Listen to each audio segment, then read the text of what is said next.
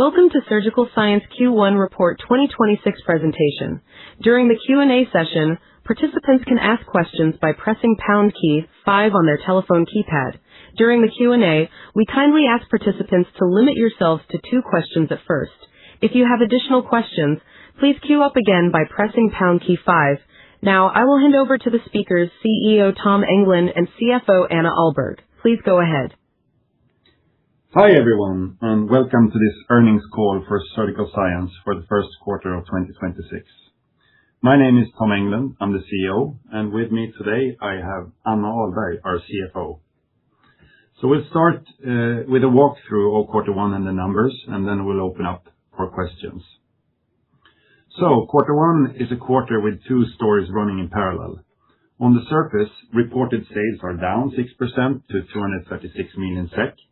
But once you strip out the currency headwind that we had, and the dollar moved significantly against us, the underlying business grew by 4%. And if you look at cash flow, we generated 65 million SEK from operations, which is a very strong number and significantly better than the same quarter last year. So the business itself is in good shape. Adjusted EBIT came in at 28 million SEK or 12%. That's in line with last year, and when you adjust for currencies, it's actually around 16%, right at our target level. So the headwind here is, as with the revenue, almost entirely a currency story and not an operational one. Throughout the quarter, we're executing on the strategy we laid out at the Capital Markets Day in December, and I feel good about where we're headed. So now I want to take you through the different parts of the business.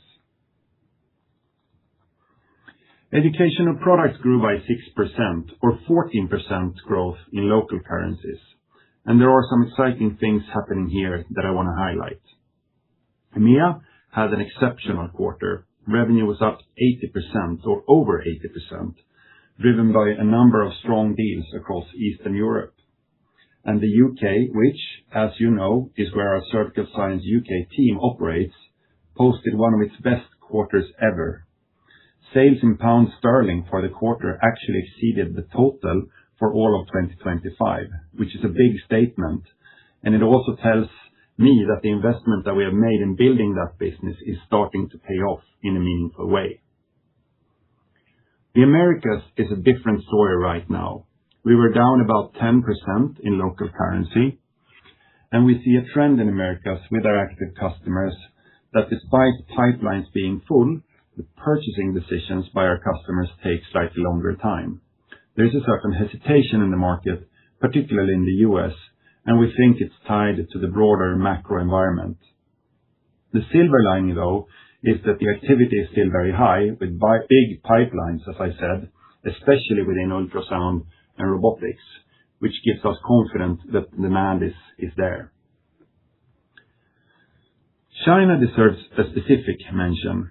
The government in China is actively pushing to support locally operated and manufactured companies, which creates a headwind for our simulator business in particular. This has as an effect that the Chinese sales declined during quarter 1 versus the same quarter last year. However, we are not standing still and we are taking concrete steps to address this, but it's a structural shift that we need to navigate carefully. The quarter saw several important product launches within our endovascular simulation portfolio for pulmonary embolism and ICE 3D or 3-dimensional intracardiac ultrasound. The product and R&D teams are working with an exciting product pipeline with the aim of broadening and improving our strong portfolio even further, and also to increase the penetration in this very underpenetrated market. So, I want to speak a bit about ultrasound. Ultrasound had a strong quarter, and I'm particularly pleased with the momentum that we're seeing in ultrasound. The adoption of ultrasound across clinical settings is accelerating, and we're well positioned to capture that. Women's health continues to be a big and key focus for us, and I think it's worth pausing on why. Ultrasound is one of the primary tools for diagnosing conditions that disproportionately affect women, and it has historically been under-resourced in terms of training. Our solutions are genuinely making a difference, helping clinicians diagnose earlier with more confidence. That's directly in line with the purpose of Surgical Science.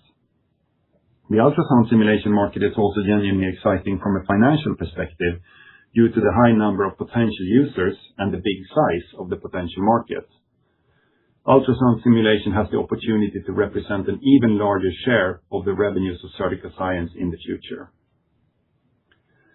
A milestone this quarter was that we launched the first products built on the shared technology platform between Surgical Science and Surgical Science UK, or formerly Intelligent Ultrasound. This is the first tangible output from R&D from the integration of Intelligent Ultrasound, and it's a meaningful step. There's still plenty of integration work ahead, but the direction is clear and we're moving really fast. Now, to robotics, where the headline number requires some context. Industry revenues were down 17%, and license revenue came in at 68 million SEK versus 84 million SEK in Q1 last year. If you look at revenue in local currency, though, the license revenue was only $600,000, or 8% lower than Q1 of 2025. License revenues in Q1 in USD were actually higher than 2 out of 4 quarters of 2025. As we have previously communicated, the memorandum of understanding with Intuitive did not result in a signed agreement, and we reverted back to our existing contract at the start of the year. We previously estimated a 60 to 90 million SEK negative impact on license revenues for 26 versus 25, and that estimate remains unchanged. I want to be clear about what this is and what it is not. It is not a deterioration of relationship with Intuitive, quite the opposite. The collaboration is as strong as it has ever been. What's changed is the commercial structure reverting back to an old agreement, and we're working within that. Our conviction remains that simulation will be a central component of the digital offerings in the robotic platforms of the future, and Surgical Science will be at the heart of that. On a market level, the picture is really exciting. The robotics market is very dynamic and fast-growing. Intuitive received FDA approval for cardiac procedures. Johnson & Johnson got de novo classification for Ottawa. Medtronic received US approval for Hugo in urology. And the commercial competition in the US market for robotic surgery is now real, and that's actually a good thing for Surgical Science, because it means more robots, more training needs, and more licenses. We also had license revenues from several of our other robotic customers during the quarter, which is a clear sign that players beyond Intuitive are now deploying robots at scale. We are developing simulation solutions for most of the top 20 robotics companies. Our pipeline is bigger than it's ever been, and the long-term opportunity here is very big.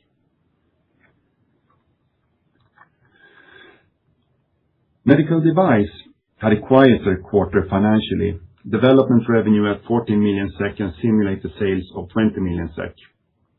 And this is a business that moves in lumps. Projects have long lead times, and the comparison last year was particularly tough because that several customers undertook large-scale fleet upgrades at the same time. We have a clear high ambition within this segment and definitely a growth strategy, and we expect to show solid growth in the future. We should not judge success on one quarter alone and look too much at lag indicators. Rather, the underlying lead indicators remain strong. More than 70% of customers in active development projects are repeat clients. That's a loyalty and retention number that tells you about the quality of what we deliver.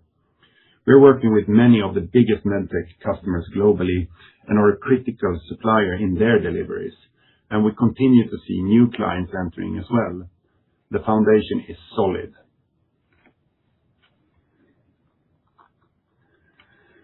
As outlined in the strategy, we have a strong focus on improving our gross margins, and we are seeing the effects of our work. On pricing, the work that we have done here continues to deliver. However, the effects of our price increases are countered by the currency headwind that we've had, since so much of our sales is in US dollars. We pushed through another price increase in April. The full effect will show up gradually as sales cycles close throughout the year, but the trend is positive and gives us confidence in margin improvement ahead. So let me step back and talk about where we're going. The strategy we laid out in December is about becoming a company that truly addresses the full potential of medical simulation across 5 segments, all of which have very low penetration today, and we are in the early innings of a long game. We have no debt, and we have 668 million in cash. We have the market-leading position, we have the products, we have the relationships, and we have the clinical expertise. This combination is genuinely rare, and it gives us real options to invest in growth, to pursue acquisitions, and also to return capital when the timing is right. In quarter 2, aside from the work with growing these 5 segments, we will put significant focus on our operational and production structure, particularly on how we scale manufacturing in a way that reduces cost per unit and makes us more resilient to supply chain disruptions. Our new production facility in Tel Aviv is expected to go live during the quarter, which is going to be an important milestone for us. The tailwinds are real and they're growing. An aging population, increasingly complex procedures, a shortage of trained healthcare professionals, higher standards for patient safety, all of these are driving demand for simulation every single year. We're building for that world, and I'm confident that we have the right strategy, the right team, and the right assets to get there. With that, I will hand over to Anna to walk through the financials. Thank you, Tom. Yes, we're very pleased to report a solid start to the year. For the quarter, then, we had sales of 235 million, down 6% in SEK, but up 4% in local currencies. And we have, after Q1 2025, seen a significant negative effect from currencies on our overall sales and also on our result. I will come back to that later, with our just below 80% of revenues in US dollars. For 2025, the full year, the average USD rate was down 7%. But for this first quarter against Q1 last year, it is down with a full 14%. And so, of course, that affects us. As I have mentioned before, we are doing some things to try and mitigate this. We are raising prices. And as Tom mentioned, we did one more price increase in April. And we also try and quote more countries in euros instead of in US dollars where this is possible. This will not mean a very large change in the ratio between different currencies, since a lot of our revenues originate from the US. But we see for Q1, there we had approximately 70% of our revenues in US dollars. So it's down approximately 7 percentage points if we compare to the full year 2025. And looking at our 2 business areas for the quarter, the split was 55% for EDU and 45% then for INDU. EDU then up, strong quarter, up 6% or 14 in local currencies. For this year, we have updated our revenue segments somewhat. The geographic regions have been adjusted slightly, and sales by product segments have replaced sales by product group, and this is done in line with the segments that we have presented in our new strategy. Apart from the emergency medicine segment, that is still too small to be reported separately, and we therefore now have it included in the medical device segment. So back to regions. Tom already talked about it then. EMEA was very, very strong, up over 80%, and the Eastern European countries accounted for the majority of this increase, and then the UK had a quarter that was stronger than any other quarter in 2025. Revenue in the Americas then down by 24% compared to Q1 last year, primarily related to the US, but excluding currency effects, sales for this region decreased by 10%. APAC saw a 25% decline, primarily then attributable to China, Also, we had a large order for Pakistan in the prior year quarter. India was also strong for this quarter.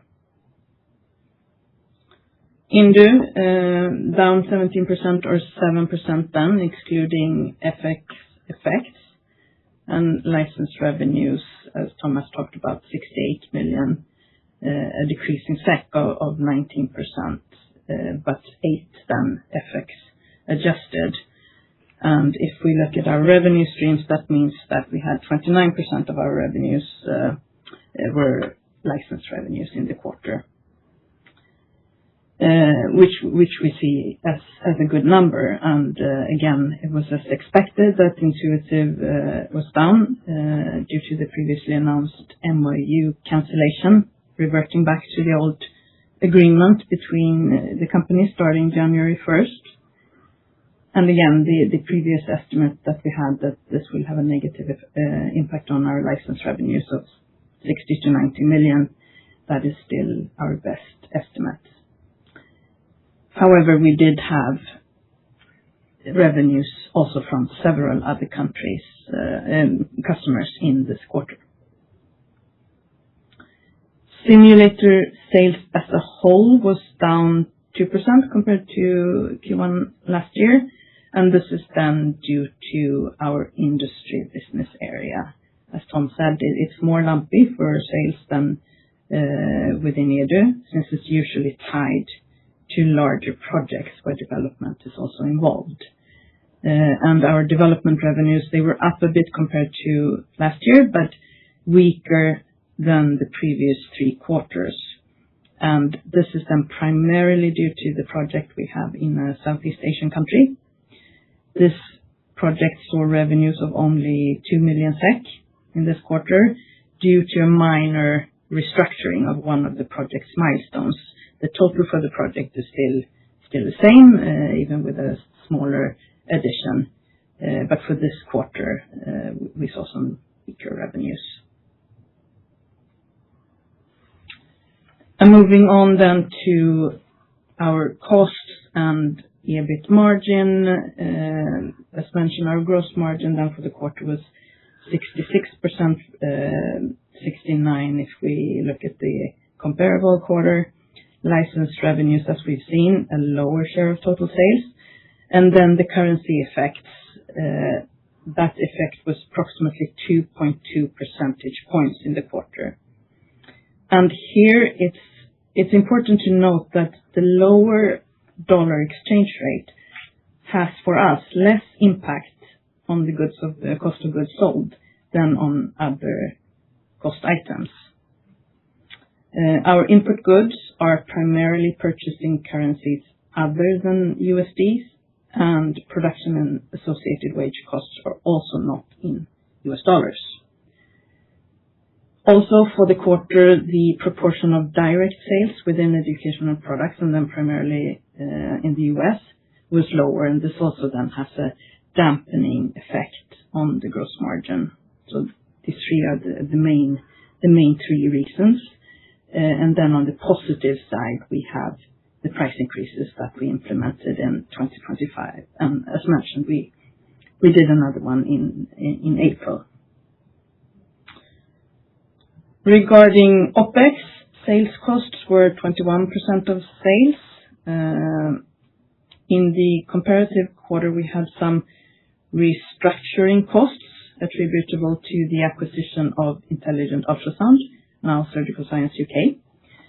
And then we also did some further restructuring in Q3, and then starting in Q4 last year, the reductions that we implemented in the sales force following the acquisition started to have full effect on the cost side. Tariffs from the US implemented in Q2 last year, meaning that we had no costs for this in the comparable quarter, Q1 last year. And for this quarter, then tariffs amounted to approximately 2.4 million SEK. Admin costs, 8% of sales, same as Q1 last year if we exclude acquisition costs for IU in the comparable quarter. In absolute numbers, admin costs were down if we compare to previous quarters. We have started to work on the relisting process, but these costs we will of course inform of how much costs we have for each quarter due to this process, and we expect the relisting to take place next year. R&D costs, 24% of sales. We activated slightly less, 9 million instead of 10 million SEK in the quarter. The costs on this line also vary depending on how much development revenue there is for the quarter, since salaries for the portion of the development team that have worked on projects that generate development are transferred to cost of goods sold. And in absolute numbers for R&D costs, we were down a bit compared to last quarter, Q4. However, then we also had some restructuring costs on this line, 3 million SEK, related to the termination of development personnel in Seattle. On the other hand, we had more development revenues then, meaning more costs were moved to the cost of goods line. But all in all, if we look at all these different items, our R&D costs were down a bit compared to Q4, even though we continue to invest in this area.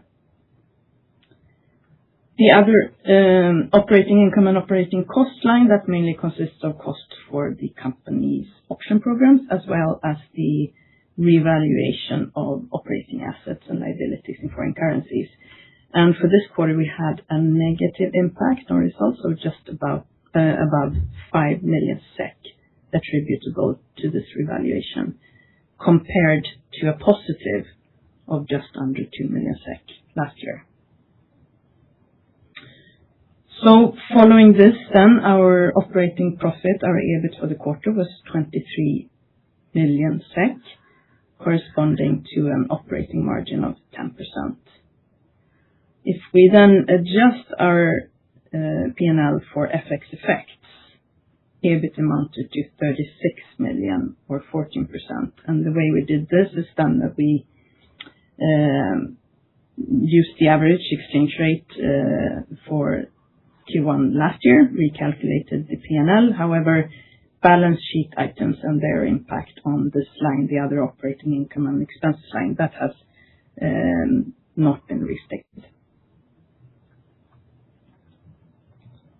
Organization-wise, the number of employees at the end of the period was 317. That's 19 less than going out of Q1 last year, and the majority of this change is attributable to the restructuring of the sales force following the acquisition of IU, and also the closing of the Seattle office in Q4 last year. For adjusted EBIT, which is then EBIT exclusive of amortizations on surplus values related to acquisitions, the result here for the quarter was 28 million. And if we then adjust for FX effects, the same way as we did for EBIT, our adjusted EBIT was 42 million SEK, or 16%. Finance net and taxes, not much to say here for the quarter. We have no loan financing, meaning that the net financial items mainly consist of interest income on bank deposits, and also we have revaluation of internal loan liabilities to subsidiaries and an IFRS 16 effect. Net profit for the quarter, 19 million, and the tax expense was 3 million. For this year, there are tax loss carry forwards in the US attributable to Mimic, and also in the UK attributable to Surgical Science UK. And then cash flow, we saw a very strong quarter on the cash flow side, 65 million from operating activities compared with -5 last year. We had a big positive from working capital, 36 million, where inventory remained largely unchanged while accounts receivable decreased. current receivables, including accrued income, and that mainly relates to accrued license revenues that we invoice and that are paid in the following quarter. That has also decreased, meaning a positive effect on the cash flow. Investing activities, Tom talked about our new production facility in Tel Aviv, and for this quarter we invested approximately 6 million. And as also mentioned, they are expected to be commissioned now in the second quarter.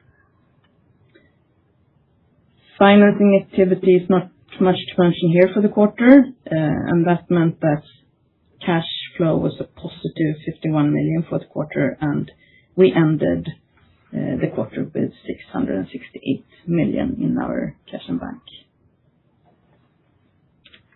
And with that, we open up for... I would like to conclude by first thanking Anna and then a short wrap-up. Quarter one was a solid quarter for Surgical Science. The underlying business is growing, margins are in line with last year, and cash flow was the best quarter one we've had in some time. The currency environment has been a real headwind, and the Intuitive impact on the license revenue is playing out as expected. But if you look through those two factors, what you see is a company executing well. We have momentum in EMEA, we have a very strong quarter in the UK, we have exciting new product launches generally and specifically in ultrasound. We have a growing robotics ecosystem beyond Intuitive and a pricing strategy that is working. We are not yet at our financial targets. We have been clear that 2027 is the year we expect to hit them, but we're moving in the right direction and building the foundation that gets us there. The opportunity in front of Surgical Science is significant. Simulation will become a central part of how healthcare trains its professional, and we intend to lead that shift. With that, we open the floor for questions.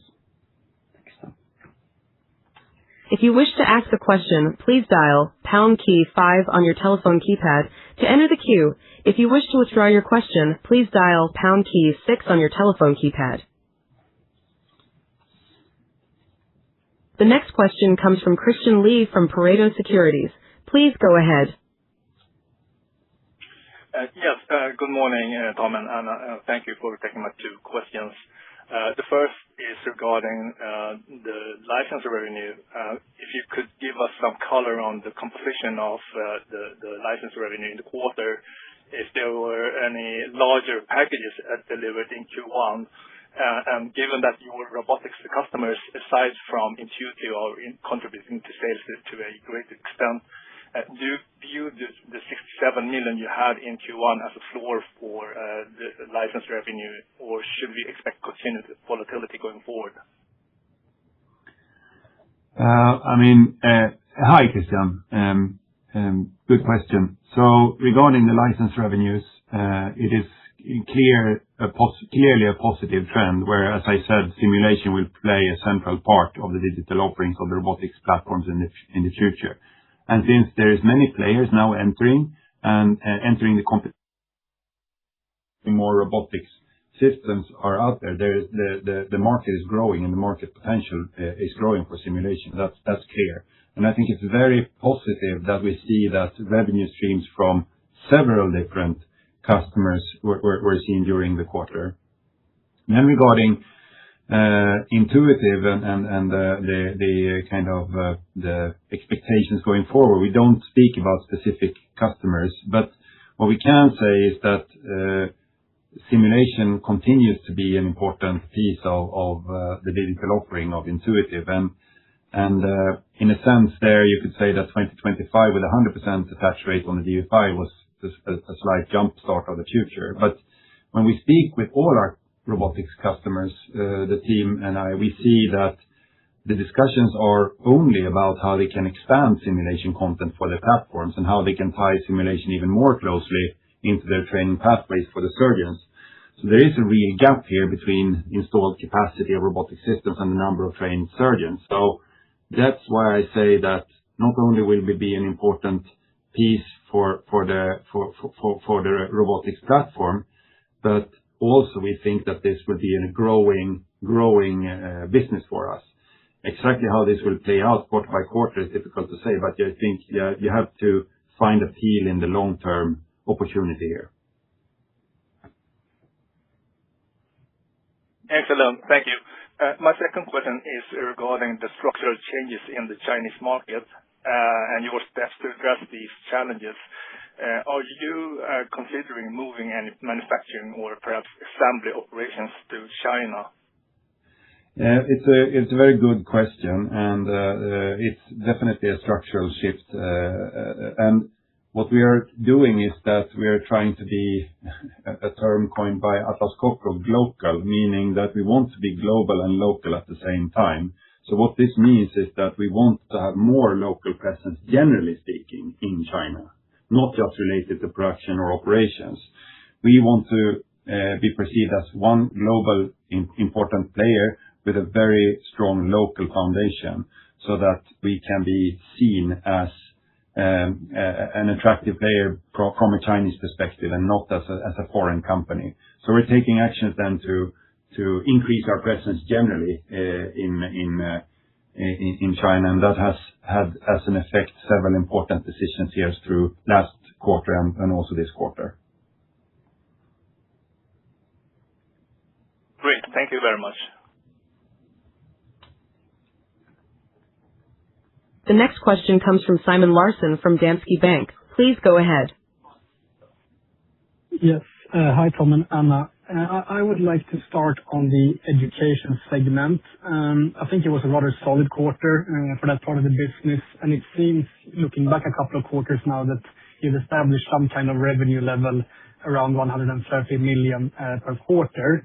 So how should we think about the edu segment in particular going forward? Is this some kind of floor level, you believe, or any meaningful, maybe one-off here in Q1 that shouldn't be extrapolated?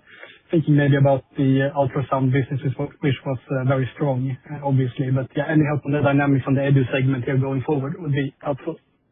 Yeah, so we haven't, as you know, particularly explained or set specific target for the edu segment in the new financial target, but rather we had financial targets on the full company on the group level, right? But the edu segment is definitely an underpenetrated segment, and there is lots of opportunity for growth there.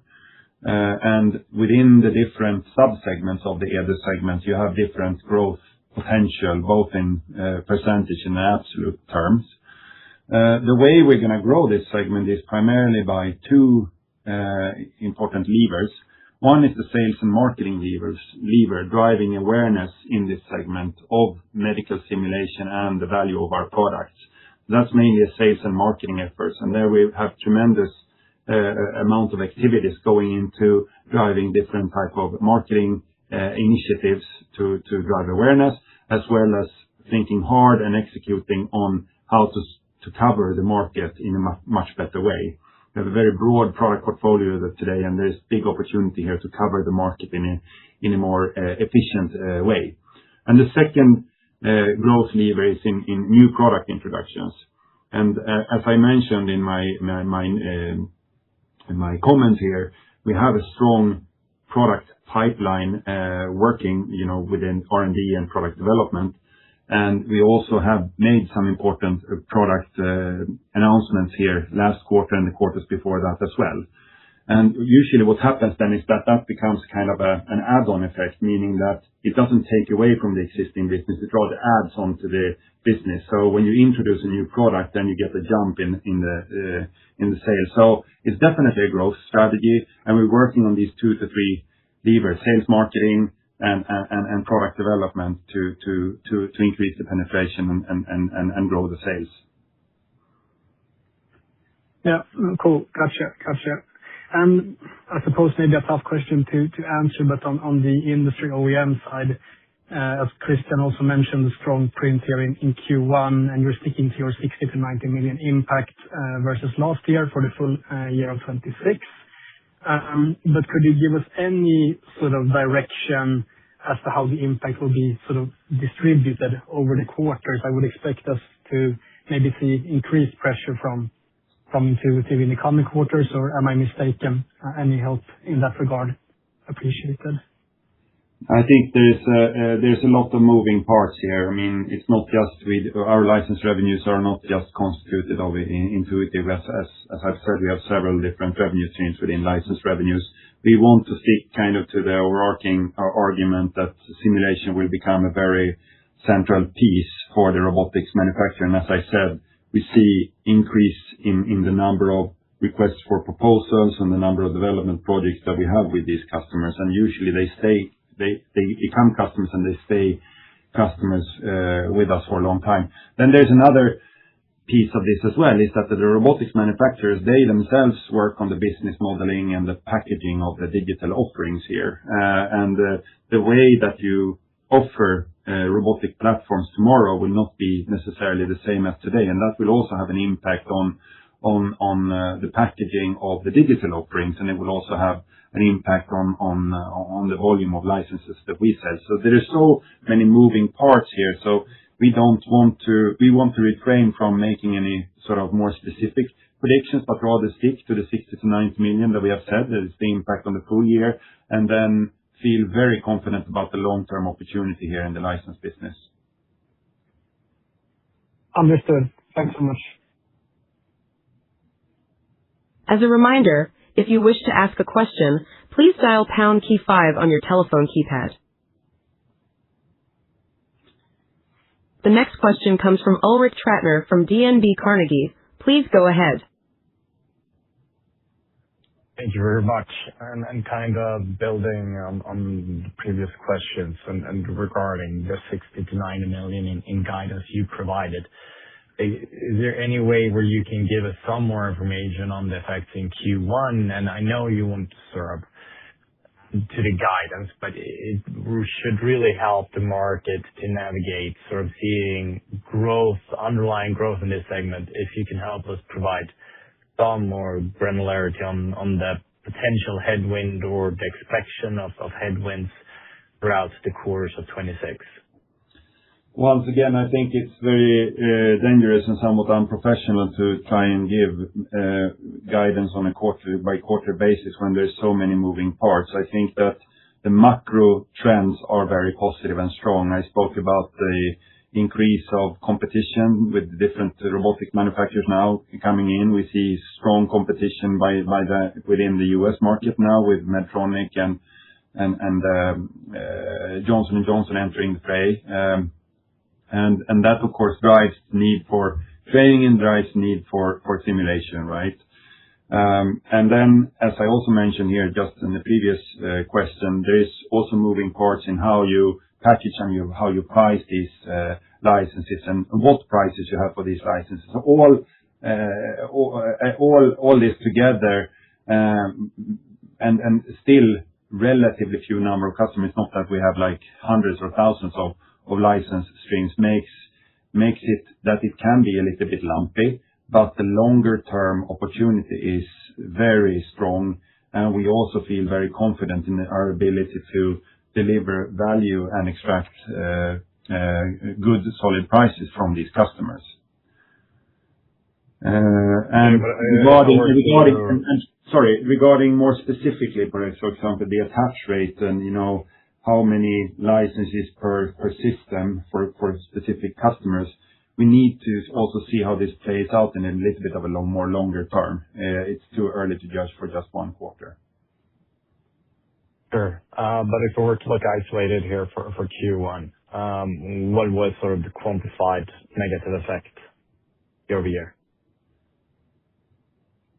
Do you mean for Intuitive? Like we have never encountered comment on the amount that we have for our different customers. So again, we need to stick to we do stick to the 60 to 90. It's still our best estimate for the year, looking then at 2026 in comparison to 2025. So in essence, we will never be able to essentially track whether it's 60, 90, 150 million in 2026. Sorry, we will never be able to, as we're on the sell side trying to put down estimates, we will never then be able to fully sort of then estimate or get any sense of whether it's 60, 90 million or 150 or 250 million in negative effects year-over-year, or 20. Yeah. Given that we we had 300 million. We had 300 million in license revenues for last year. And of course, I mean, you know what a dominant player in Intuitive is on the market. We cannot comment on the exact numbers, but of course, this is something that we will follow if we have the possibility to give more information down the line, when we've seen more quarters. We will, of course, continue to comment on this range. Then sort of follow-up question, and robotic surgery sales are down 17%-18% in local currency, in reported numbers year-over-year, like 80% plus being towards America. So I guess some significant FX headwind. Like I would potentially call it sort of 10% sort of headwind here.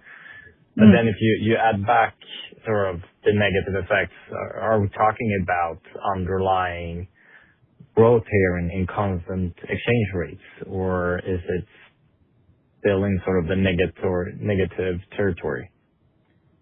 For the license revenues, if we look at them, For robotic surgery, since like you're providing the revenue by product segment, and robotic surgery is then sort of isolated. So just in general for the entire robotic surgery segment. Yeah, we do have sale of products there, of course, as well. For example, the robotics, which is within the EDU, but just for licenses is still the majority, and as Tom mentioned, that's down like 8%, and we saw that actually being higher than several of the other quarters last year. But Q1 was, 14% down for the US dollar. Q1 really had a very, very large, saw a very large currency effect. Moving into Q2, slowly it will be less if the dollar stays at this level. But yeah. Okay, great. And my second and final question, and I'm not sure if you want to answer this one. UK, you talk about success in the first quarter and some strong underlying demand and momentum out of that market. Intelligent ultrasound, I guess, is part of this transformation and success in the UK. And given that we saw negative EBIT contribution from intelligent ultrasound throughout 2025, and there is a significant uptick here in sort of EBIT for Q1, at least versus my expectations. Are we to assume that intelligent ultrasound as sort of a separate entity is in black numbers now on EBIT? Yeah, definitely so. They are contributing to our EBIT for this quarter, and due to, of course, increased sales, but also through the cost reduction program that we have done as a part of the integration process. Apart from that, I also want to mention that we see an improved funding climate from the NHS that have made it possible to close many deals that have been sort of frozen in the NHS purchasing department. And also the fact that we now have a direct sales team in the UK, which is selling the entirety, not just intelligent ultrasound or ultrasound simulation product, but the entirety of the surgical science portfolio, has had a very important positive impact on the sales, and will of course have an even more important impact on the sales going forward, both for educational and also for our industry customers in the UK, which represents a big opportunity for us. Great. That was all questions on my end, and I'll get back into the queue. Thank you.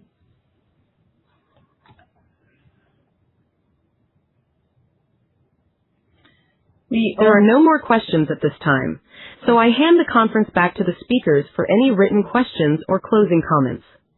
Yes, great. I was just about to say, we have some written questions. I think there was one about China. We answered that one, I hope. There's one around the uplift and the timetable for that, taking place in 2027, which is around a year for this process is sort of a normal timetable, depending, of course, on how much consultants, etc., you use as well. But as for the share buyback, which is connected to this question, we cannot today do a share buyback on First North Growth Market. However, it will be allowed starting in December this year, and that is why we tomorrow, when we have the AGM, there is a proposal then to the AGM to give us that mandate so that we have it when the uplift takes place, or if we're allowed on the First North Growth Market. Then there's one more question also around the relationship with Intuitive. When you say, Tom, it's stronger than ever, can you please elaborate on that? I think the way that these relationships work, not just with Intuitive, but with both robotics companies as well as medtech companies, that we engaged in deep collaborative projects around a specific value, a specific feature, a specific product from them.